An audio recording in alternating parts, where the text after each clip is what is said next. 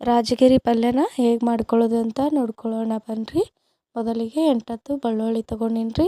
ಆಮೇಲೆ ರಾಜಗಿರಿ ಪಲ್ಯ ನೋಡ್ರಿ, ಇದು ಚಂದತ್ನೇ ನೀರಿನಲ್ಲಿ ತೊಳೆದ್ಬಿಟ್ಟು ಒಣಗಿಸಿ ಕಟ್ ಮಾಡಿಕೊಂಡು ಇಟ್ಕೊಂಡಿನ್ರಿ. ನಂತರ ನಾನು 2 ಈರುಳ್ಳಿನ ಕಟ್ ಮಾಡಿಕೊಂಡು ಇಟ್ಕೊಂಡಿನ್ರಿ. ಈರುಳ್ಳಿ ಬೇಡ ಆದವರು ಸ್ಕಿಪ್ ಮಾಡ್ಕೋಬೋದ್ರಿ. ಬೆಳ್ಳುಳ್ಳಿ ಕೂಡ ಕುಟ್ಟಿ ಇಟ್ಕೊಂಡಿನ್ರಿ. ಹಾಗೆ ಕಡಿಪತ್ತನ ತೊಗೊಂಡಿನ್ರಿ. ಮೊದಲು ನಾನು ಒಂದು ಪಾತ್ರೆಯಲ್ಲಿ ಎಣ್ಣೆನ ಹಾಕ್ಕೊಂಡಿನ್ರಿ. ಒಂದು 5-6 ಟೇಬಲ್ ಸ್ಪೂನ್ದಷ್ಟು ಎಣ್ಣೆನ ಹಾಕ್ಕೊಂಡಿನ್ರಿ. ಎಣ್ಣೆ ಕಾಯ್ದ ನಂತರ ಜೀರಿಗೆ, ಸಾಸಿವೆ ಹಾಕ್ಕೊಂಡಿನ್ರಿ. ನಂತರ ಕಡಿಪತ್ತನ ಹಾಕ್ಕೊಂಡಿನ್ರಿ. ಅದಾದ ನಂತರ ಬೆಳ್ಳುಳ್ಳಿನ ಹಾಕ್ಕೊಂಡಿನ್ರಿ. ಚಂದತ್ನೇ ಕೆಂಪಾಗೆ ಫ್ರೈ ಮಾಡ್ಕೊಂಡಿನ್ರಿ. ಆಮೇಲೆ ಸಣ್ಣಗೆ ಕಟ್ ಮಾಡಿದ ಈರುಳ್ಳಿ ಕೂಡ ಹಾಕ್ಕೊಂಡಿನ್ರಿ.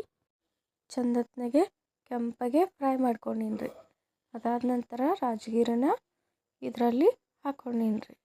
ಹಾಕ್ಕೊಂಡು ಎಣ್ಣೆಯಲ್ಲಿನೇ ಚಂದತ್ನಾಗೆ ಫ್ರೈ ಮಾಡ್ಕೋಬೇಕು. ರಾಜಗಿರಿ ಎಣ್ಣೆಯಲ್ಲಿನೇ ಮೆತ್ತಗಾಗುವಂಗೆ ಫ್ರೈ ಮಾಡ್ಕೋಬೇಕ್ರಿ. ಹಾಗೆ ರುಚಿಗೆ ತಕ್ಕಷ್ಟು ಉಪ್ಪು ಮತ್ತು ಅಚ್ಚ ಖಾರದ ಪುಡಿನ ಹಾಕ್ಕೊಳ್ಳೋದ್ರಿ. ಹಾಕ್ಕೊಂಡು ಚಂದತ್ನಾಗೆ ಫ್ರೈ ಮಾಡ್ಕೊಳ್ಳೋದ್ರಿ.